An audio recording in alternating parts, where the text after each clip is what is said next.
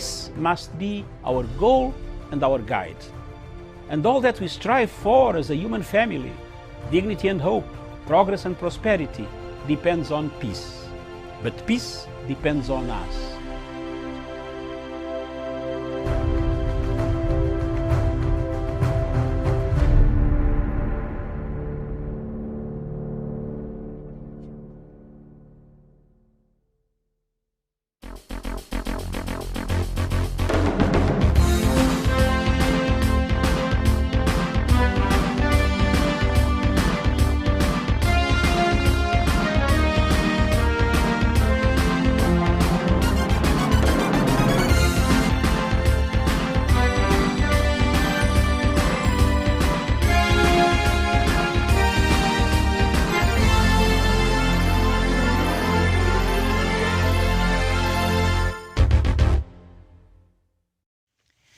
Good morning to you, and thank you for finding time to be with us today. It is the 29th of September 2021. The show is Good Morning Africa. My name is Miriam Ogutu, and of course on the show we get to bring you the latest from Kenya by taking us through the news-making headlines, going through the papers this morning, and then later on I'll bring in my panelists. So I'll just start by looking at the Standard newspaper, the main headline on the Standard newspaper. Raila swims unfamiliar political sea from his traditional combative style of politics against the government. ODM leader today faces an election where he is seen as pro-system, statesmanly and less aggressive, but will this new strategy finally deliver the ultimate victory? The story is on page 4 of the Standard newspaper. Confessions that unraveled murder riddles. The story is on page 14, 15. Brutal killings of Bishop Luigi Lukati and lawyer Willie Kimani and Solomon Mwangi were all solved thanks to admissions by some of those involved. There and then just up there, storm just beginning for singer R. Kelly, and Facebook's big delete in German polls. The story is on page 31. CBK warns of tough times ahead on business page of 28, and big debate on Wanyama's retirement. The story is on sports page, page 47 of the Standard newspaper. We turn our attention to the Daily Nation. And the main headline, Changing Fortunes, Wooing the Mountain, portrayed as an enemy of Mount Kenya in the past, a scarecrow tactic his rivals have exploited. ODM leader Raila Odinga heads into the 2022 race with a fighting chance in the vote-rich region. Just a day after his successful mountain tour, the former Prime Minister sat down with the region's tycoons who expressed their backing for his bid. The story is on page 4, and as expected, this has elicited a mixed kind of debate among Kenyans online, and we saw that event was streaming live in one of the local television stations. Now up there, teachers and MPs fight TSC back to school plan. The story is on page 7. And where's full subsidy? EPRA boss taken to task. The story is on the back page of the Daily Nation. Chiloba is back. Chiloba makes comeback after 3 years in the cold. Former IEBC chief executive has been appointed Director General of the Communications Authority. The story is on page 4 of the Daily Nation. And COVID scare, Health Ministry washes its hands of Asian tourists. Officially, they say were not involved in quarantine plans for Pakistanis traveling to Riyadh. The story is on page 10. Of the Daily Nation. And on the Star newspaper this morning, the main headline, Ruto goes slow on Uhuru, crafts national outlook, changes tacts, adds high-profile non-Kalenjin confidence. The story is on page 4 and 5 of the Star newspaper. And beautiful soul Nakuru doctor, 2 kids buried. The story is on page 3. And I did not have a motive to kill Willie Kimani, policewoman. The story is on page 9. NHIF to Qatar for increased dialysis bouts. The story is on page 10 of the Star newspaper. So I'll introduce my panelists this morning. I'm joined by Sharon Gitonga from Nairobi, who is also a journalist and a public relations expert. Sharon Gitonga, very good morning to you. Good morning to you, Miriam, back in the studio. A very good morning, my co-panelist, Samuel Tawish, and to all our viewers watching from across the globe. It It is a pleasure to be part of this morning segment show. Nice to have you, Sharon. Now we are also joined by Samuel Tawish, a journalist and a Punchline Africa correspondent from Nairobi as well. Tawish, a very good morning to you. Indeed, a very good morning to you, Mayor Mugutu, my colleague, panelist Sharon Gitonga, and everyone who is watching the program in Kenya, Africa, and the rest of the world. My pleasure to join you on this program. Okay, thank you. Nice to have you. So now, today we will just look at a bit of politics. I know yesterday we did a lot of important things that Kenyans care about, but also Kenyans care about the politics and what is really happening and what we saw yesterday.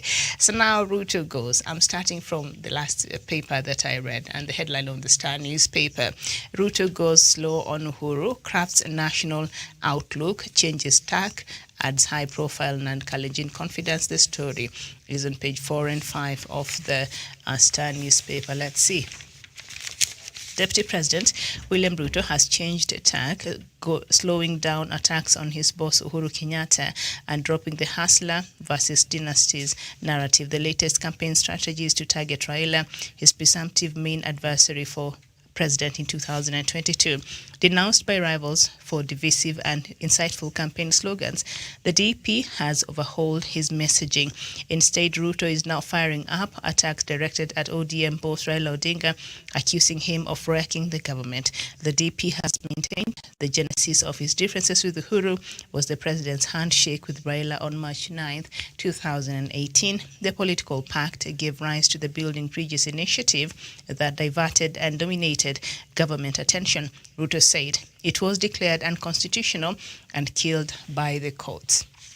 Okay, so DP apparently has now changed tact, and in one of those changes now, he refrains from attacking President Uhuru Kenyatta. Is it too late for that, or can this be useful for him moving forward as he campaigns for next year's election? Samuel Tawish. Thank you so much. Thank you so much, Miriam, for that question. And I think it's finally dawning to William Ruto and his cohorts that he cannot continue to sell that usual narrative against President Uhuru Kenyatta, that he's a lame duck president, that he has not achieved so much for his people. He knows that he will be receiving a hostile, of course, reception, especially for those people who still believe in President Uhuru Kenyatta and his leadership. And I think over time now he's realized the only way he can probably reach out to the people of Mount Kenya or reach out to other regions in the country is probably just to attack the opponents directly. And that is why you see he has chosen to attack former Prime Minister Raila Odinga openly and directly, because he knows he's the only formidable challenger in as far as the presidential race in 2022 is concerned. So he's trying to be tactful, at least at this particular moment, only that it is late for him. It is late because already the people of Kenya know him too well. He's been attacking the president for the last over 4 years. So if he just changes about hardly a year to the election, that does not change fortunes for Deputy President William Ruto, or rather in his favor, as we get into 2022 general election. So it's going to be a bit murky for him. It's going to be very messy for him to try and at the same time take credit of what the Jubilee government has been able to achieve for the last now 9 years in power, when he's been the second in command. But at the same time, he's also been blowing hot and cold as to whether he's part and parcel of this administration, that is he owning to the failures of this administration or not. It is not possible, Miriam, that you can choose to be semi-permeable. Semi-permeable in the sense that you want to take that which is good, the filtrate, and the rest you say is not good. So in this case, I think William Ruto has noticed that whatever kind of narrative that has been peddling against the president and Jubilee administration is not getting him any mileage. It's not adding any impetus to his presidential campaign, and that is why he's finally trying to change tack. But like I've said, it's late for Deputy President William Ruto. Okay. Now, the Star has established that Ruto has also dropped some confidence from his Kalenjin tribe, from his inner circle. He's giving allies outside of Rift Valley a free hand to drive his messaging. And according to the Star, the ones that have stepped back from the close role they had in with DP was Oscar Sudi, Samson Chiralgei, Johanna Ngeno, Aaron Cheruiyot, and Caleb Kositany. And now the new regional allies includes Rigathi Gachagua, Boni Khalwale, Hassan Omar, Silvanus Sosoro, Ndindi Nyoro, Purity Ngirichi. But we thought these people were close to him anyway, regardless of whether he had other, Kalenjin advisors from his tribe. And I thought they were all together in the same basket. So what difference will this make? And this perhaps national outlook that now DP is seeking to perhaps achieve, is he likely to get it by being seen as if he's having other people from other communities across the country being part of his inner circle? Sharon Gitonga.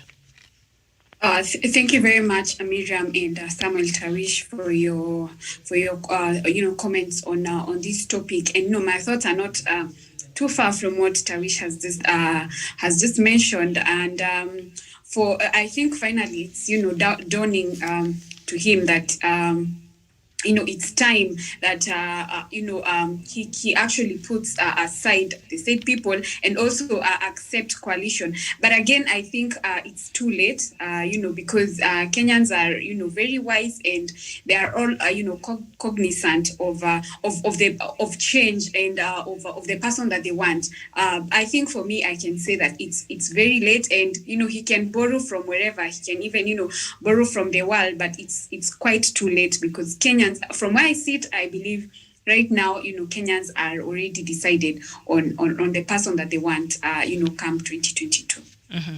Okay. So now the deputy president now says the wheelbarrow is just a symbol of his economic revolution's ability to turn around the fortunes of all Kenyans, not just the poor masses. So you're talking about an economic revolution. You will pick a wheelbarrow to be a symbol of that.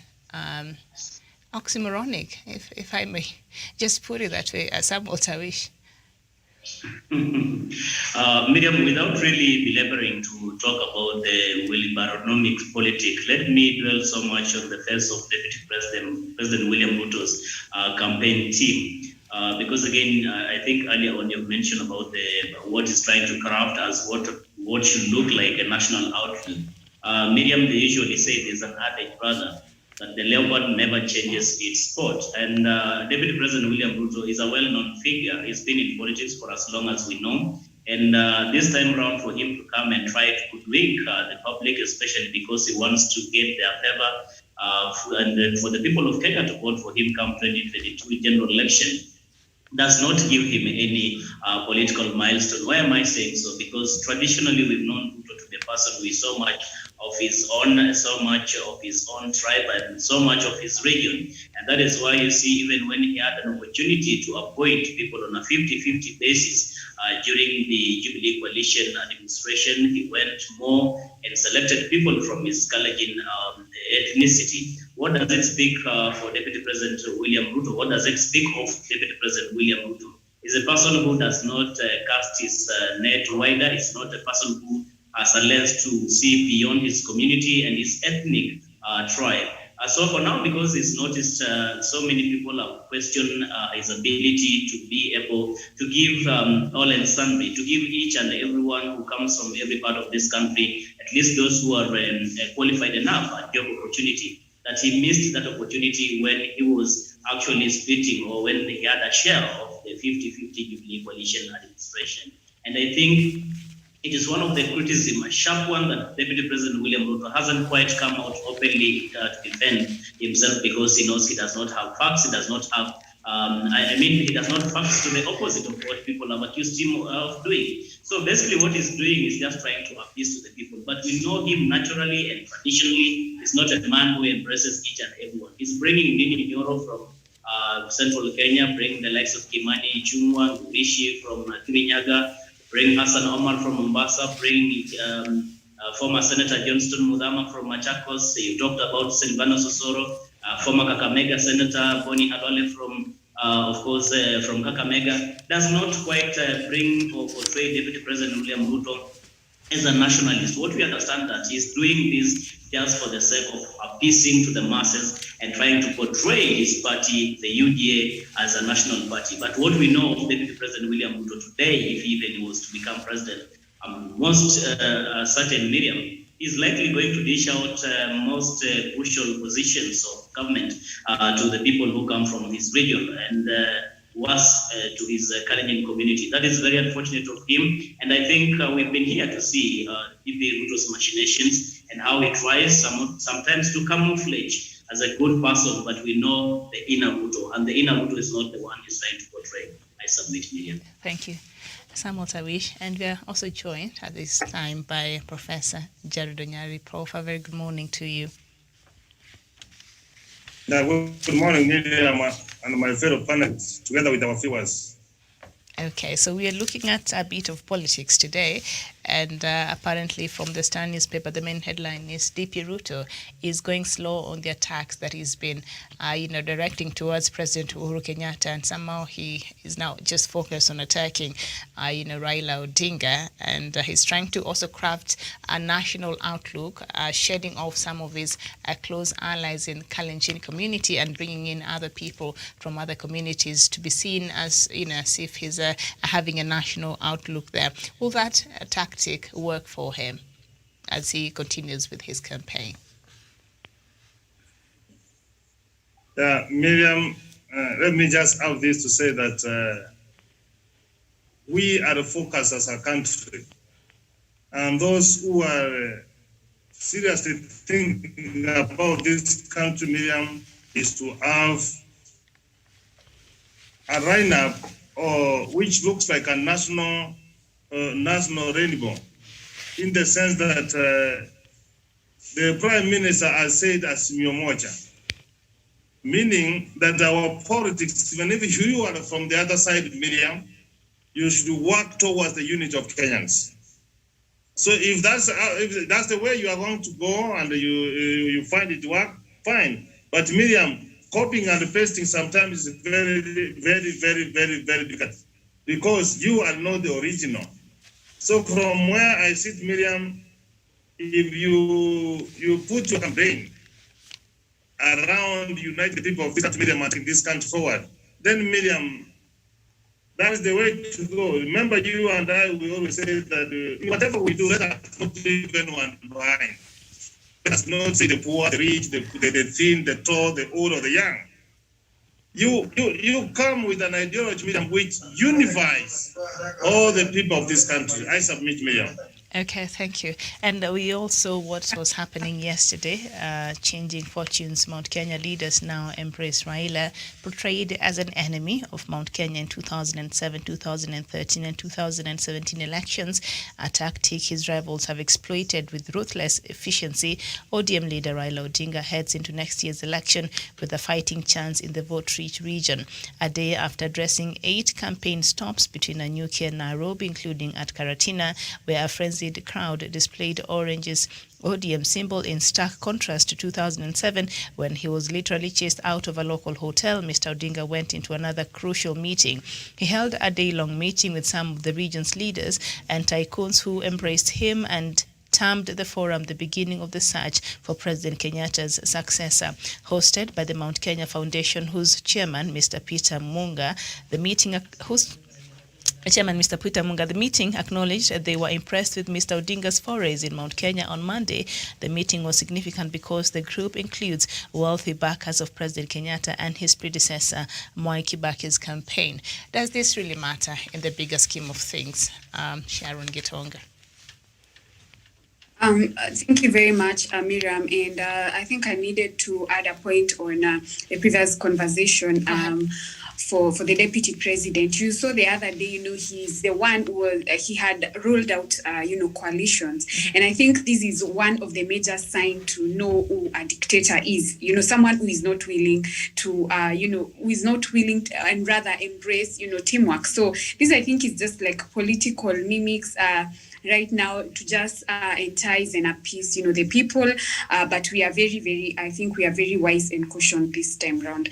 So, and So on the issue of the mountain, and on yesterday's meeting that was held at Safari Park, I think first and foremost, I would want to allude to the saying that goes that if you don't go to the mountain, then the mountain is going to look for you. And in this case, I think the mountain has already has come looking for the former prime minister, and it's with no shadow of doubt that this is the incoming president. And I think I was so moved by one of the blueprints and ideology agendas that he was trying to give out. Number one being on women empowerment. Another thing that really stood out for me from the meeting is when he talked about the youths. Knowing very well that the youths are the engine of the growth of an economy. And then the other thing that also stood out for me from that meeting is he also talked about buy Kenya and build Kenya. Absolutely. Yeah. So where he tried to impose of value addition to the raw materials before they're actually exported, and instead of importing, they can actually promote more local manufacturers, which I think for me is very clear is very clear now from the from the blueprint that he presented. I think from where I stand right now, I can say we just need to support him and rally behind him, to give him more confidence and to help him gain more stamina. Okay, thank you, Sharon. Clearly, you must have watched, that meeting there. Yeah, buy Kenya, build Kenya. But we know. Okay. Good. Good. But just a minute, yeah. I think ruling out the deputy president. I think they should also listen to what he has to offer. Considering that he has an entrenchment in Mount Kenya now that he's been there, and they can also listen to him. Not so you're saying the business people who met with Raila yesterday should also listen to what DP has to say. They scheduled for a meeting for the OCA candidates this coming Friday. So I think they should also not really rule out the deputy president. So I did hear the champion. Yes. I'm so sorry to interject. I do not quite think that the people of Mount Kenya, especially the Mount Kenya Foundation, should even have a minute to listen to Deputy President William Ruto, because he's been speaking for the last about 9 years. He's declared himself a candidate for the last over 9 years, and he's been speaking and giving people his agenda, his manifesto, what he wants to do for the people of Mount Kenya and the rest of the country. So I do not think that he needs to be given yet another opportunity to be listened to. This is an opportunity to be given to people who had not declared their interest for presidency, and especially what plans they have to turn around the economy of this country, to bring about the unity of purpose for this country, to continue the legacy of President Uhuru Kenyatta. It's not just about giving each and everybody an opportunity to be listened to. I mean, the deputy president has been around. He's been speaking about what he wants to do for the people of Kenya. Why should he be given yet another opportunity? Why should he be listened to? He's been listened to for the last about 9 years. Mm-hmm. Or what are you, Samuel? Are you saying that perhaps the wheelbarrownomics, as you like calling it, might not gel very well with these tycoons' ideas of what empowerment and what business, model, perhaps might not get along? I don't know. But why should we then endeavor to help Deputy President William Ruto craft a new slogan altogether? That is what he knows best he can offer for the people of Kenya, especially the vulnerable youth who have gone to school, who have graduated from universities, and who are looking for jobs. The best the deputy president can do is give them wheelbarrows and tell them, or mkokoteni, push it from here to the other side. I don't know what kind of empowerment that will be, how that is going to turn around the economy of Kenya, and especially uplift the livelihoods of the people who are, struggling to make ends meet, Miriam. Okay. All right. So now there's a story. Sharon, for the purpose political or even the visits that he's been having recently in Mount Kenya region. So on August 20th, 2007, Mr. Odinga was thrown out of Karatina Tourist Hotel in Nyeri, now converted into a supermarket owned by retired President Kibaki's relative.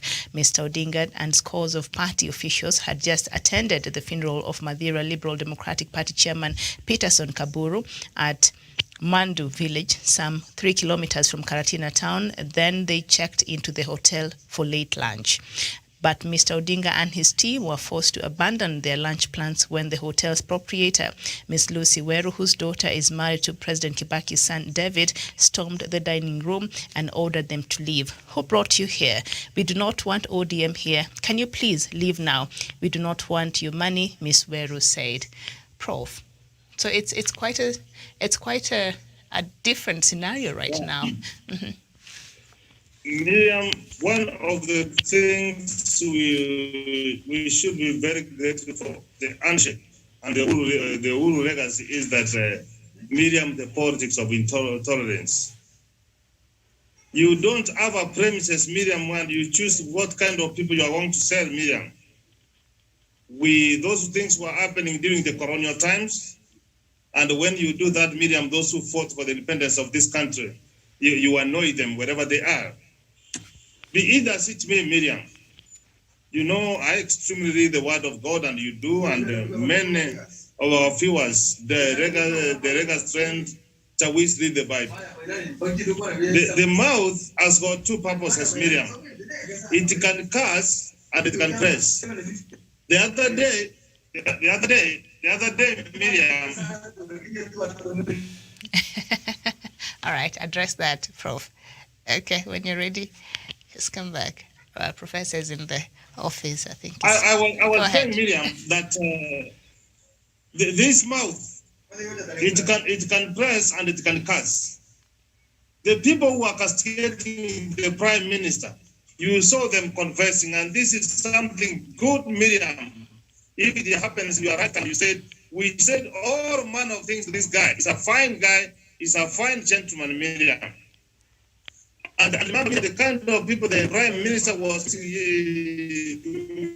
meeting yesterday, serious businessmen in this country. There are people who have been tried, tested, and they know who is going to take this country to another level. Remember Miriam, or Kabaro, who was the speaker for 15 years and has been a member of parliament and assistant minister, Miriam, and he's an old man. He said, Raila, and this, what the people of the mountain have come to realize, that Raila is a sure bet. And in any event, Miriam, I was going through the profile and see what the Prime Minister has been able to do for people of Mount Kenya.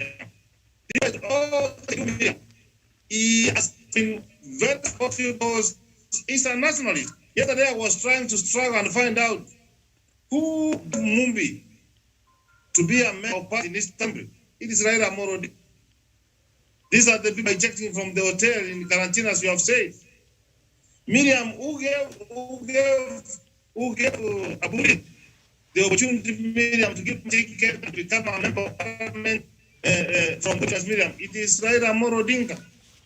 So Miriam, time has come, Miriam, for those people who have said all manner of things, Miriam, about Raila Odinga, they are going to watch them in the broad daylight, Miriam. Mm-hmm. That is the right thing to do, Miriam. And one of the things I need to do here is that, Miriam, let us practice the politics of tolerance. Mm-hmm. And I totally choose to differ with my brother Tawis, that the deputy president should not be given an opportunity. Miriam, let us hear from everybody. Let them just come and say all that he wants to say, so that he does not say that Miriam, you never know. The destiny of man and the fate of man lies in the hands of God.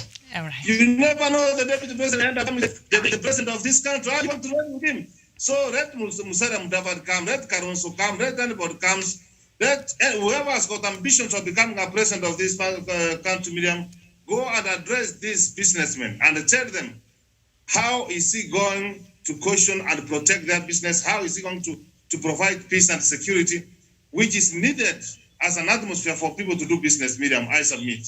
Very well, thank you, Professor. And I think, I don't know what Samuel Tawish, the leaders of the Mount Kenya Unity Forum, led by Martha Karua, who is the spokesperson, and now we see these other business tycoons coming up, and we know from the stories we've been reading, they have the financial weight, to put into a candidate, and we've seen they are the ones who helped Mwai Kibaki, campaign, and also President Uhuru Kenyatta.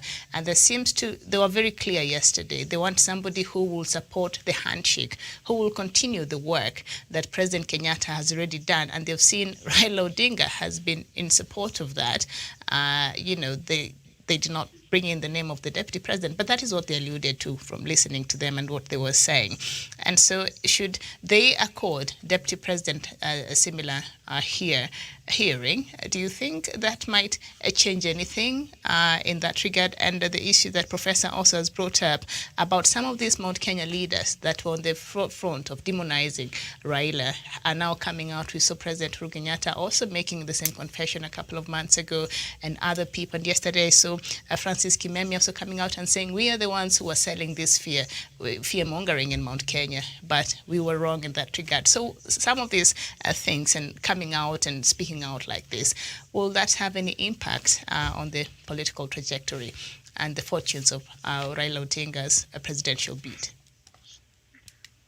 Miriam, none other than President Uhuru Kenyatta, who is the head of state and the current spokesperson of the Mount Kenya people, has come out not once, not twice, but severally to allude to the fact that, they have been selling Raila phobia in Mount Kenya for political expediency, and not because there's something wrong that Raila Amolo Odinga or the Luo community has done to the people of the Kikuyu community, but simply because they know when you sell an anti-Raila agenda or you peddle an anti-Raila narrative in Mount Kenya, that is when you become popular. That is why when you become sellable.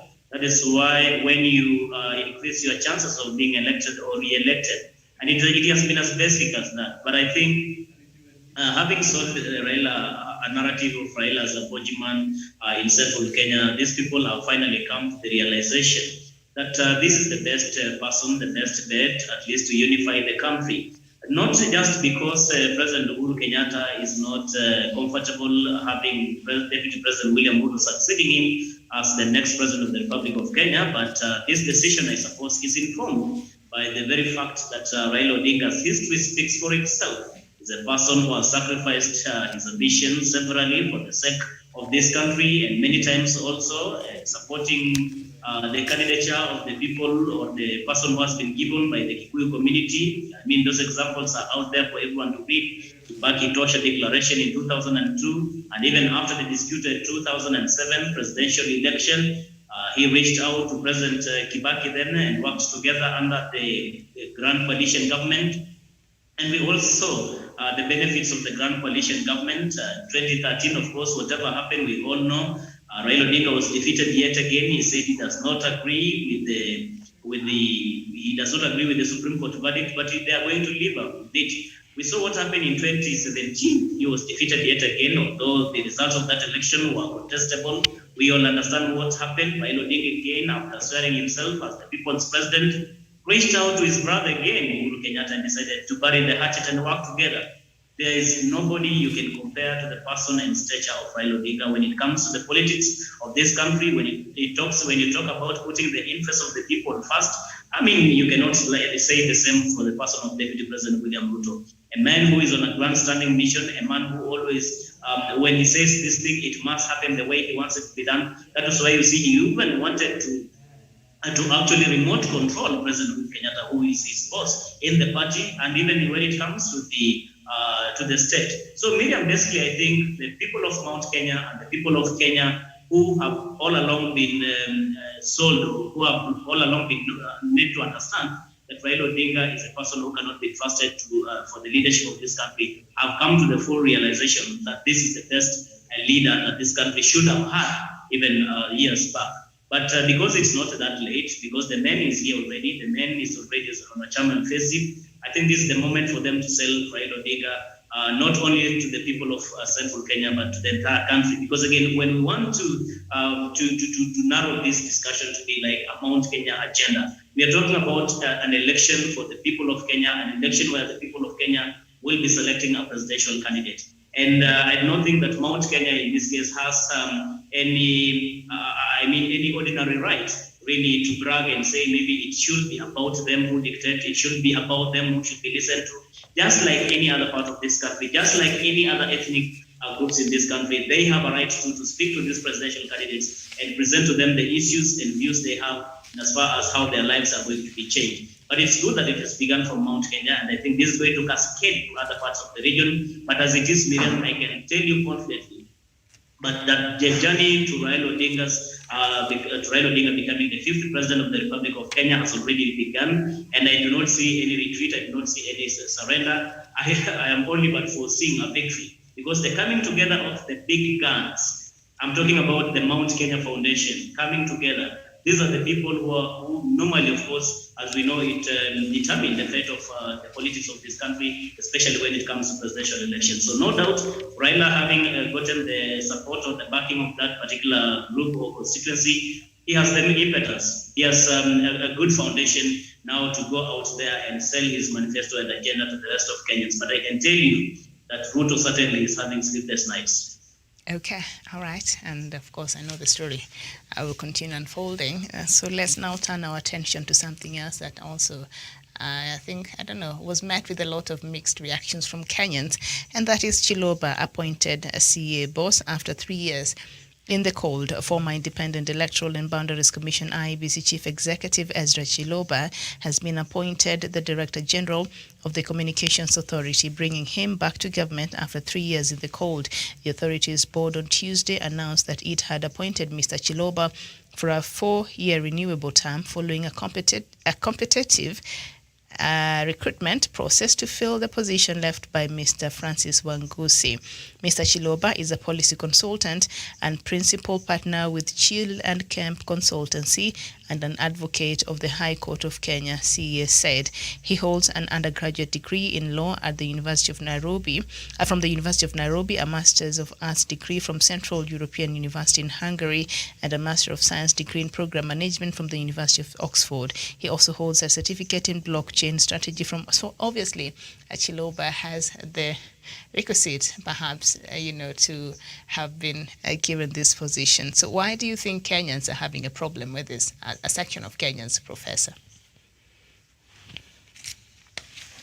Miriam, Chiloba is a Kenyan. Mm-hmm. He has got all the credentials, Miriam, to work in this country, Miriam, and if you look at this CV, it's good. I am only having a problem with Kenyans, Miriam, that they have got issues with him. But Miriam, under the circumstances he left IBC, Miriam, you know very well, he had purchased goods, gadgets, into a tune of 300 million, Miriam, which were never used. Miriam, you just come back again and put this in Chapter 6, Miriam, does not allow him to work. But Miriam, that's the problem, Miriam. We are Kenyans are happy with him, Miriam. Remember, the Supreme Court did give undertaking that they should be able to open the server and address some of the issues, Miriam. Nobody has ever come forward and give an audit. This is what the Supreme Court said. This is what we have done. We have cleaned the servers. We have procured this, Miriam. Miriam, again, him just moving from IBC to Communication Authority in Kenya. And Miriam, the other day, I was listening to the MB for Unguja, is it Unguja, this Opio? Yes. The one who's the chairman for Public Accounts Committee. Yes, Ugunja member. He was saying that the IBC that the country is not covered by 3 BG Media. Mm-hmm. And that is administrative. So I wonder, the same person who did not work with the Chibukati, how they are going to let media. So that's the only fear, because IBC will rely on communication authority in Kenya in laying their transmission, Miriam. How are these people going to work if they cannot work in IBC, Miriam? That is the fear of Kenyans. But when you look at the credentials, fine, it's good, but Miriam, it is not this. We need to go more than this. All the allegations which were raised about him, let us know how they have gone up the right conclusion, Miriam. Miriam, you cannot be sacked from a government institution for having committed this and this. And then you want the word happening, but I'm seeing it happening. The history is the world is full of history, Miriam. So on this, I am also with Kenyans, Miriam. How was this man created? What was the process, Miriam? Even I don't know even the application people who applied, Miriam, whether it was shortlisted, Miriam, so that Kenyans could have been able to present their views, Miriam. We are going to watch and to hear more on this appointment, Miriam. I know it is going to end up in court. That one I can assure you. Well, the Communication Authority, the hiring team there said that, they went through a very competitive, and very vigorous process. And so they found him to be the most fit. And when you look at his CV, it's quite impressive. But now there's an issue that you brought up, Professor, because we know he fell out with IEBC chairperson Wafula Chebukati, and then now he's coming to the Communication Authority. And as we speak right now, there seems to be a problem, a working problem, or I don't know if I should, but Communication Authority has been accused by the IEBC of failure to meet its part of the to ensure the 3G, I think, network across the country is supposed to map it and do all that and give a report to IBC and confirm if at all the country is ready in terms of, because we know our part of our election is electronic, our electoral process, and CA has been accused of not doing its job in that regard. And now you take the person who was the CEO of IEBC, who fell out with the chairperson, to Communications Authority. So a point that you've raised, Professor, and perhaps maybe Sharon can help us understand, will this former acrimonious working relation and the beef, will it be dragged into the preparation for next year's election? Because Communications Authority plays a very big role, and they're supposed to work in tandem with IBC, or maybe we're just reading too much into it and there's no problem at all. Thank you very much, Miriam, for that question, and thank you to my co-panelists for your sentiments. And indeed, I'm part of Kenyans who are, having really mixed reactions. And, they say where there's smoke, there is fire. So I think there's so much towards that meets the eye. But again, I think the timing also is what is drawing so much suspicion, having in mind why now? And, having also in mind that IBC, just like you've alluded, that, works really hand in hand, with the CAK to provide, efficient transmissions for an effective, running of an electoral process. So I think this is a really, really, really major problem. But then I also have a concern on the government. Why do they keep on recycling the same leaders over and over? Does that mean that we have really exhausted the number of competent and qualified Kenyans? I don't know if I actually saw the post. I don't know if you saw the post of that post. I don't know why. I don't know if the government also has a part to play in that, and unless we are headed in, I can say we're in trouble. We're in trouble. Yeah, we are in trouble. And it's the fact, it's the essence of doing the same thing. Why are we in trouble? Because now, should we be worried? Why should we worry? Yeah. Because if Chiloba fell out with Chebukati and they are now working hand in hand, how do we and if you remember from what Chebukati said was one of the challenges, I think in 2017, he actually said over 11,000 stations were not able to, have an access of transmission. So how are they really going to, and considering that they're not reading from the same page, how are they able to, how are they going to, be able to, run it effectively? I see the timing is also very cushioning because we're actually in about 9 months I don't know. For me, I think It was not a wise move. we are steps Okay. forward. Okay, thank you so much for that, Sharon Gitonga.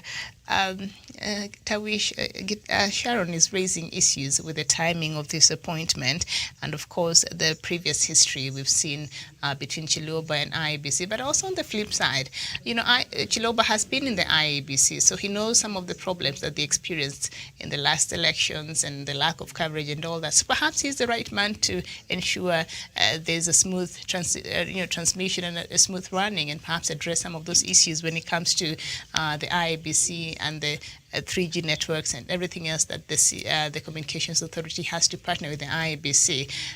Are we reading too much into this appointment, or is this another appointment, a controversial appointment that, perhaps might set us into another problem when it comes to next year's elections?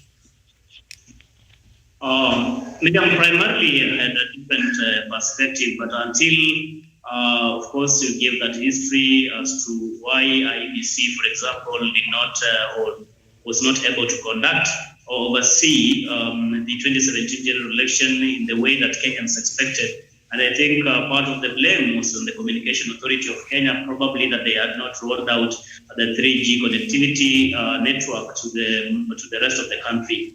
And having Ezra Chiloba actually coming on board as Director General of that particular authority, I think it could be an attempt to try and see whether he can provide a solution to such kind of problems. You remember just about 2 days or so ago, we are discussing about this very challenge that as we speak, heading to 2022 general election, the same problems have not been fixed. And maybe that is why the government is moving in earnest to see how such kind of things can be fixed in time, so that when we get into 2022, there cannot be more excuses coming from the Electoral Commission.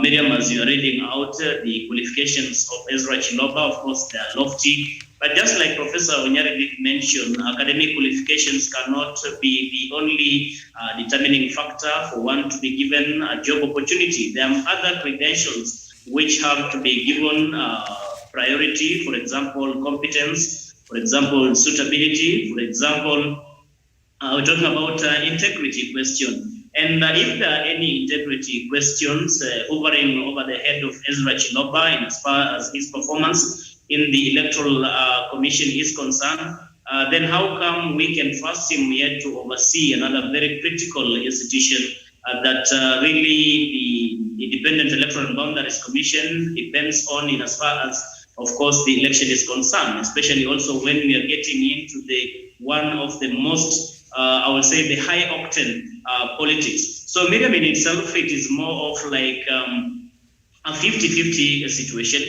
We in an almost a catch-22 situation, in a dilemma where we cannot quite determine how is it going to pan out. Are we going finally to see Ezra Chiloba and Wafula Chebukati work together for the interest of Kenyans? Because it's just this morning I was reading also the newspaper, I don't know if you've had a chance to read it, that there's a petitioner from Muhuri who wants Wafula Chebukati removed. The petitioner from Mombasa, yes. Petition, yes, removed from office by virtue of him not heeding to the Supreme Court directive of opening the servers. And I think this blame is on Chiloba as well. So I don't quite understand, assuming we get Chiloba at the Communication Authority, and again we are going to remove Chebukati from the IEBC, there's a lot of confusion. I think in a nutshell, or the bottom line here, Miriam, is that this country is quite not prepared to conduct the 2022 general election. I think that is the point, because if you have an IEBC that is being challenged, its credibility and its competence is being challenged,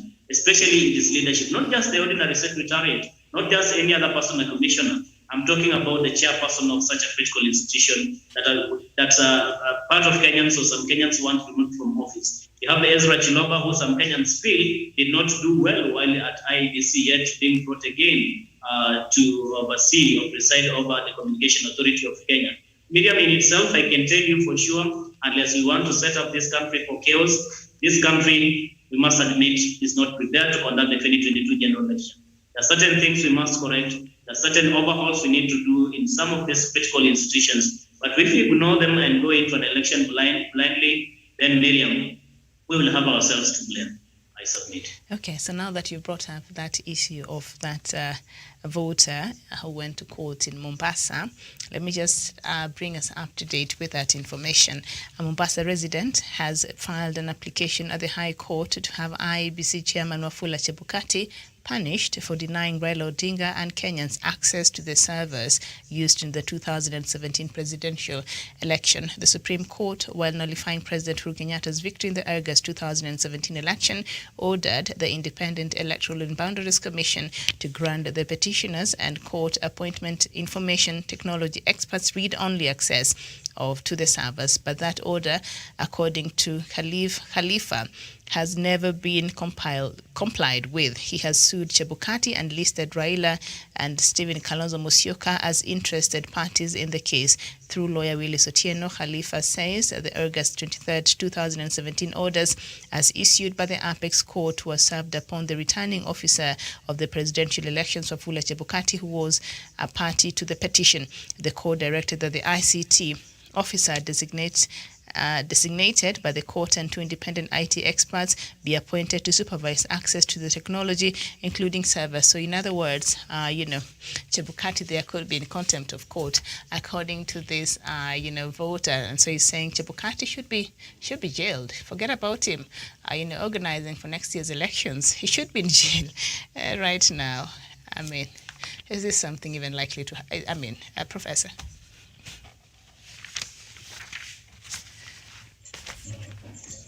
Miriam, if we have to have the 2022 election being credible, fair, and transparent, Miriam, we must address all the issues which were raised by the Supreme Court. And Miriam, that's why the other day, even if the Constitution says that we are supposed to have an election on the second Tuesday in the 50th year, Miriam, it is not an attainable, Miriam, because some of the issues we are supposed to address to make this election credible, Miriam, they are not there. We have said that the internet connectivity, Miriam, in this country, Miriam, the country is not covered, Miriam. And imagine we are less than 11 months to the general election, Miriam. So from where I sit, Miriam, that's why I say we must have a national dialogue, Miriam. Let us not rush the election, Miriam, and we ban this country, Miriam. And you see now what people are saying about Chiloba, Miriam. It may come to want this country. So, Miriam, that's why in BBI, we were trying to address all these issues, but be it as it may, we can't keep on crying now, Miriam. But all the issues which were raised by the Supreme Court, Miriam, let us try for heaven's sake to address them, because we cannot go back to the Supreme Court in 2022, Miriam, and the Supreme Court asked the IPC, did you address to all issues we raised? The courts never give directions in vain, Miriam. Courts never give orders in vain, Miriam. They give orders to be implemented and to be complied, Miriam, for a stable and a justifiable society, Miriam, I submit. Okay, Sharon, end it for us. At this voter, do they have a case here against Chebukati? They're saying Chebukati should be in jail right now. He did not, obey the court orders to have, the service opened, which we were told is in what? France? And maybe the people who are responsible for it. At that time, they were asleep. Now they could even be dead. I don't know. COVID happened. Yeah, thank you very much, Miriam and my co-panelists, for your sentiments. I would also tend to agree that at this point we are clearly not ready for elections, considering we are actually on a countdown of less than 10 months. So just like Professor Jared has said, we need a national dialogue, because it's very clear to address the issues that we had during the last election, whereby I'm seeing there's a question of integrity, competence, and credibility. So unless we sit down, and have a national dialogue and see have we addressed what the issue that we faced, during the last elections. Otherwise, you cannot do the same things and expect different results. Okay, thank you. Tawish, is there anything you'd like to add to that story? Yes, Miriam, indeed, but not so much because already on that particular question, I think my other panelists have indeed put forth very strong sentiments. And I think maybe just to echo what they have said, how come that these commissions and these individuals do not want to abide by the court rulings or court directives? Because again, it sets a very bad precedent, it sets a very bad picture. When Ezra Chiloba or when IDC chair of the commission decides to go against the court's verdict, Supreme Court for that matter, it spells doom for the country. We wanted to see whether this could have been implemented so that moving forward, we do not go with the same problems that we experienced in 2017 going into 2022. Because we saw what happened in 2017, it was very ugly for this nation. And these are not things we want to repeat it. And if there's anything that we should do to avoid a recurrence of the same, then this is the moment for that to be done. Miriam, I submit. Okay, thank you so much, Samuel Tawish. Thank you, Sharon Gitonga. And indeed, thank you so much, Professor Jared Onyari. This has been Good Morning Africa. We'll be back here at 11 a.m. with 10:30, I think, with the editor's memo. And I think at that time, Dr. Matanga will be around and she'll lead us in that conversation. Thank you so much for watching. My name is Miriam Ogutu. Good morning.